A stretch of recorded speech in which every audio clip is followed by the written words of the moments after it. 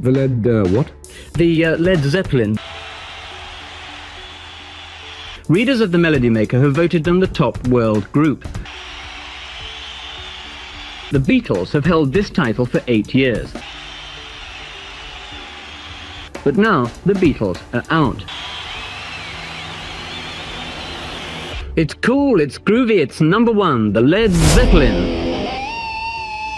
The thunderous roar of 20,000 fans echoed through Madison Square Garden on a sweltering July evening in 1973 as four figures took the stage beneath a cascade of blinding lights. As Jimmy Page's guitar wailed the opening riffs of rock and roll, Led Zeppelin launched into what would become their most legendary American performance. The band that had emerged from the ashes of the Yardbirds just 5 years earlier had evolved into an unstoppable force that would forever change the landscape of rock music. In an era defined by musical revolution, Led Zeppelin stood apart, not just as innovators, but as architects of a new sound that merged blues, mysticism, and raw power into something entirely unprecedented. Their journey from London clubs to selling out stadiums in hours wasn't just a story of musical success. It was a saga of four musicians who rewrote the rules of rock and roll, creating a legacy that would influence generations to come. Through thundering drums, wailing vocals, melodic bass lines, and guitar wizardry, Led Zeppelin didn't just play rock music, they reinvented it. This opening captures the essence of Led Zeppelin at their peak while setting up the narrative of their rise and impact. Should I continue with the Formation Early Years section? Formation and Early Years, 1968 to 1969. In the dimming twilight of the British blues boom, Jimmy Page found himself holding the remnants of the legendary Yardbirds. A name, some tour commitments, and an ambitious vision. The 24-year-old guitarist, already a veteran session musician, had watched the Yardbirds crumble around him, but rather than let the band fade into obscurity, he saw an opportunity to build something revolutionary. His first recruit was John Paul Jones, a fellow session virtuoso whose reputation for sophisticated arrangements preceded him. The two had crossed paths numerous times in London studios, and Jones's phone call expressing interest couldn't have come at a better moment. The search for a vocalist led Page to a Birmingham singer named Robert Plant on the recommendation of another musician. Plant's powerful banshee-like wails during his audition, performing Somebody to Love, left Page speechless. The young singer, then just 19, came as a package deal with his friend John Bonham, a drummer whose thunderous playing had already become legendary in the Midlands music scene. Despite other drummers being considered, including Paul Francis, Bonham's raw power and incredible speed with the bass drum made him the only real choice. Initially touring as the New Yardbirds in September 1968, the band quickly realized they were creating something far beyond a mere continuation of Page's former group. The name Led Zeppelin, allegedly inspired by Keith Moon's quip that the band would go down like a lead balloon, became their new identity. In October 1968, they entered Olympic Studios in London, recording their debut album in just 36 hours at a cost of £1,782. This efficient approach, born of their collective studio experience, would become part of their legend. The self-titled debut album, released in early 1969, showcased their unique fusion of blues, folk, and hard rock. Songs like Good Times, Bad Times demonstrated their technical prowess, while Dazed and Confused revealed their ability to transform blues standards into epic heavy rock masterpieces. Their innovative recording techniques, particularly Page's use of distance miking and ambient sound on Babe I'm Gonna Leave You, set new standards for rock production. Manager Peter Grant, a towering former wrestler, proved instrumental in protecting the band's interests. His aggressive negotiating style secured them an unprecedented contract with Atlantic Records, giving them complete artistic control and their own label imprint. Grant's insistence on album-oriented promotion, refusing to release singles in the UK, helped establish the album as rock's premier format.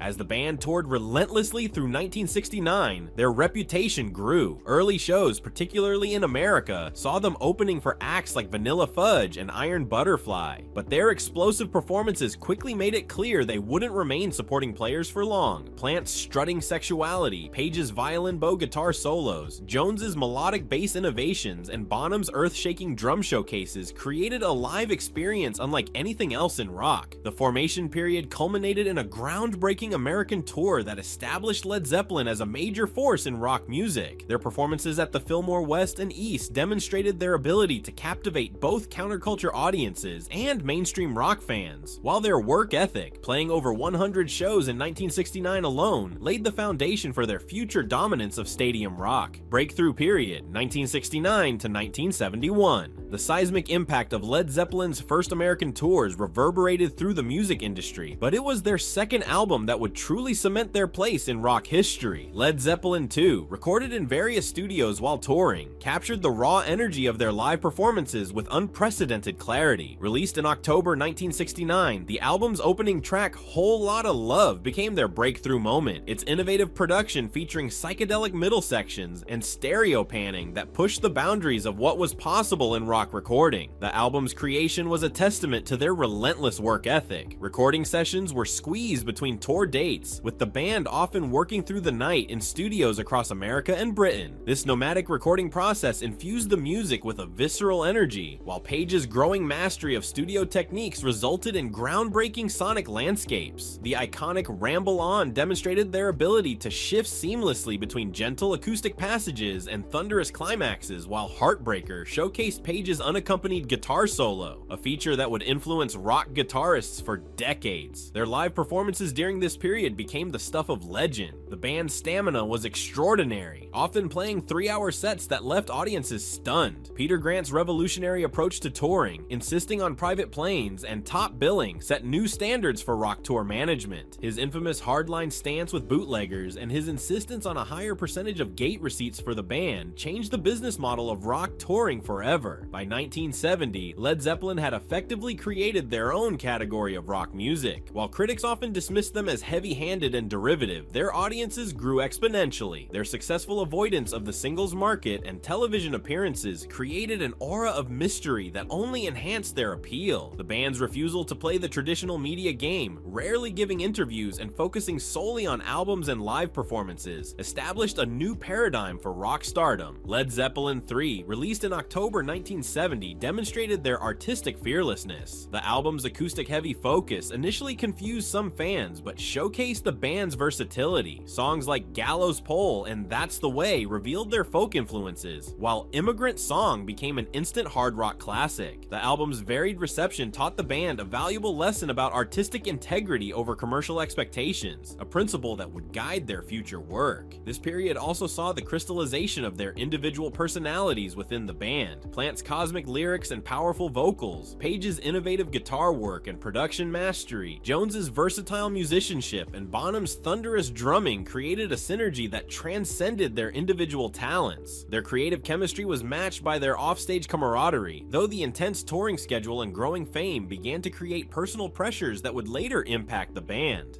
By the end of 1971, Led Zeppelin had achieved something remarkable. They had become the biggest band in the world without compromising their artistic vision. Their breakthrough period established not just their commercial success, but their artistic credibility and their revolutionary impact on how rock music was recorded, performed, and marketed. The stage was set for even greater achievements to come. Peak success, 1971 to 1975. The creation of Stairway to Heaven in late 1971 marked Led Zeppelin's ascension to rock immortality. The 8-minute epic, recorded at Headley Grange using the Rolling Stones mobile studio, perfectly encapsulated their artistic maturity. While never released as a single, it became the most requested song on American radio throughout the 1970s. Led Zeppelin IV, released in November 1971, with its mysterious symbols replacing band member names, sold over 37 million copies worldwide. The album's blend of folk, blues, and hard rock, from the primal Black Dog to the pastoral Going to California, represented the band at their creative zenith. Headley Grange, the Victorian workhouse where they recorded much of their mid-period work, became crucial to their sound. The natural acoustics of its stairwell produced Bonham's massive drum sound on When the Levee Breaks, achieved by placing microphones 3 stories above his kit. This innovative recording technique became one of the most sampled drum sounds in music history.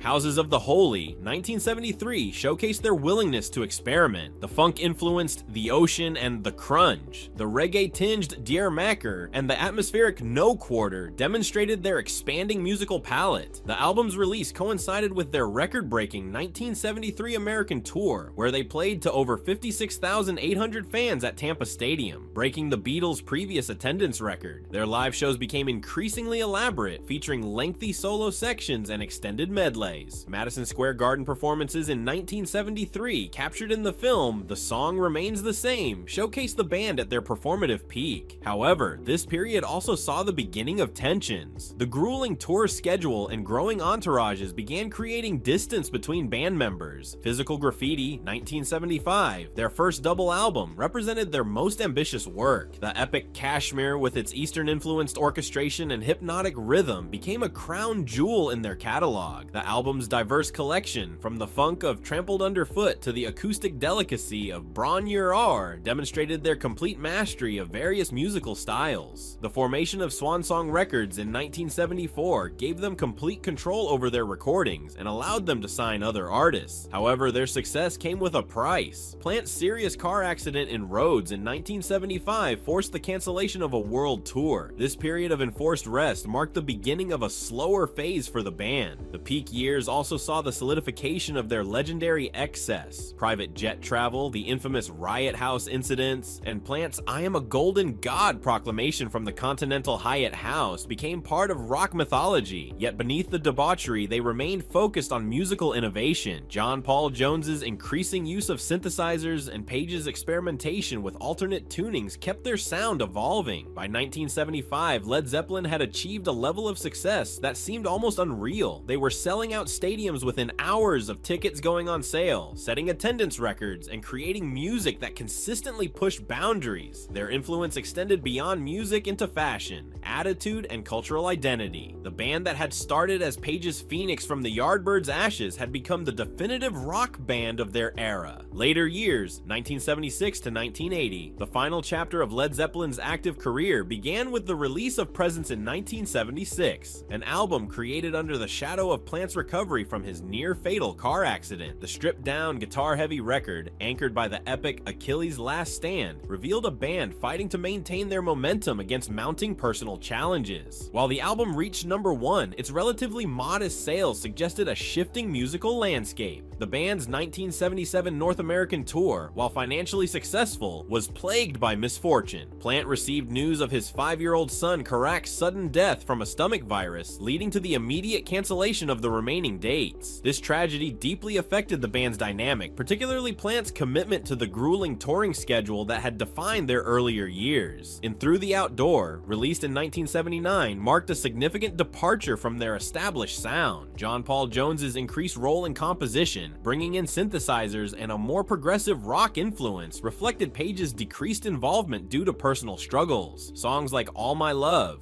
Plant's tribute to his late son, showed a more vulnerable side to their songwriting, while Fool in the Rain demonstrated their ability to still craft innovative rock songs. The band's final live performances in Europe during 1980 suggested a possible creative renaissance, with new material being tested and a planned US tour in the works. However, on September 25, 1980, John Bonham was found dead after consuming a large quantity of vodka. The official statement released on December 4, 1980 announced Led Zeppelin's dissolution, stating that continuing without Bonham would be impossible. Post-dissolution, the band's influence only grew. The 1982 release of Coda, featuring unused recordings, helped maintain their presence in the music world. Page's careful remastering of their catalog and release of previously unheard material through various box sets and deluxe editions preserved their legacy for new generations. The surviving members' occasional collaborations, particularly Plant and Page's unleaded project in 1994, demonstrated the enduring power of their creative partnership. The 2007 reunion concert at London's O2 Arena, featuring John Bonham's son Jason on drums, proved their music's timeless appeal, with over 20 million people applying for tickets. Their business innovations became industry standards, from their insistence on album-oriented marketing to their pioneering of of arena rock tours. Legal battles over unauthorized sampling and copyright issues helped establish important precedents in music law. The band's influence extended beyond music into fashion, art, and cultural attitudes, helping define the very essence of rock stardom. The Led Zeppelin legacy encompasses not just their musical achievements, but their role in shaping modern rock culture. Their studio innovations, from reverse echo to distance miking techniques, continue to influence recording methods. Their merger of blues, folk, and Eastern music with hard rock created a template for countless bands. Even their mistakes and excesses became part of rock's cautionary tales, influencing how future generations of musicians approached fame and creativity. In many ways, Led Zeppelin's later years and subsequent legacy reveal as much about their greatness as their peak period. Their refusal to continue without Bonham demonstrated their understanding that Led Zeppelin was more than just a name. It was a specific alchemy of four unique musicians whose collective impact on popular music remains immeasurable. Lasting influence and call to action.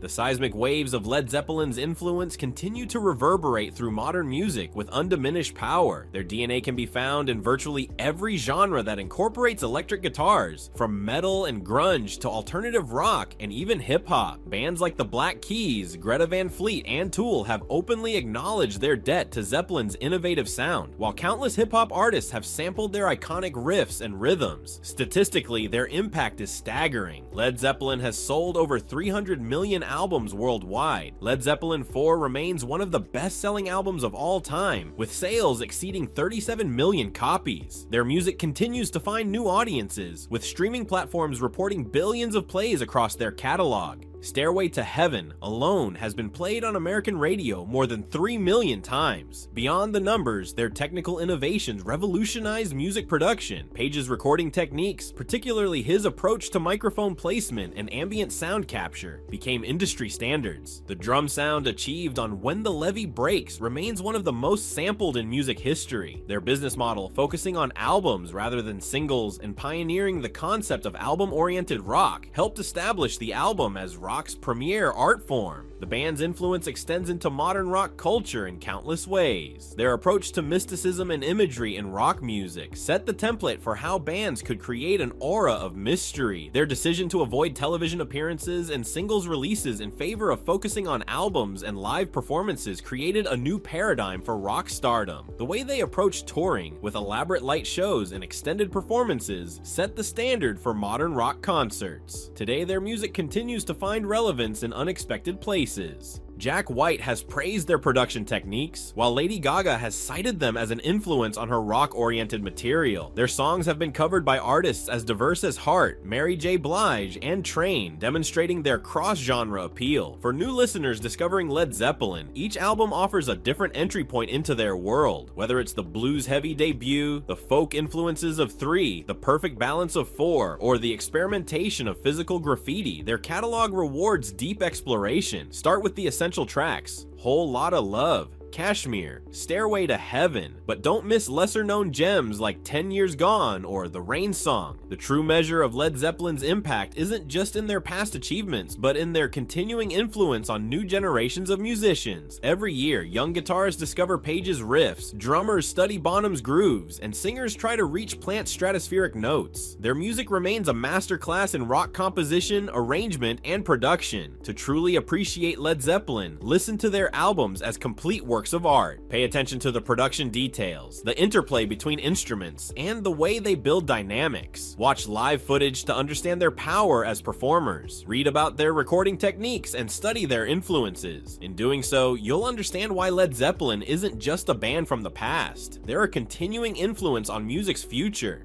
The story of Led Zeppelin is more than just a chapter in rock history. It's a testament to the enduring power of creative vision, technical excellence, and artistic integrity. Their music continues to inspire, challenge, and move audiences, proving that true artistic innovation never goes out of style. As Plant once sang, "The song remains the same." And in Led Zeppelin's case, it remains as powerful and relevant as ever. The thunderous echoes of Led Zeppelin continue to shape rock music today, inspiring new generations with their fearless innovation and raw power. From the mystical depths of Kashmir to the timeless Stairway to Heaven, their influence remains unmatched in rock history. Did this epic journey through Led Zeppelin's history strike a chord with you? Subscribe to our channel for more deep dives into legendary bands that shaped music history. Hit that notification bell to never miss our weekly explorations of rock's greatest stories, rare footage, and expert analysis.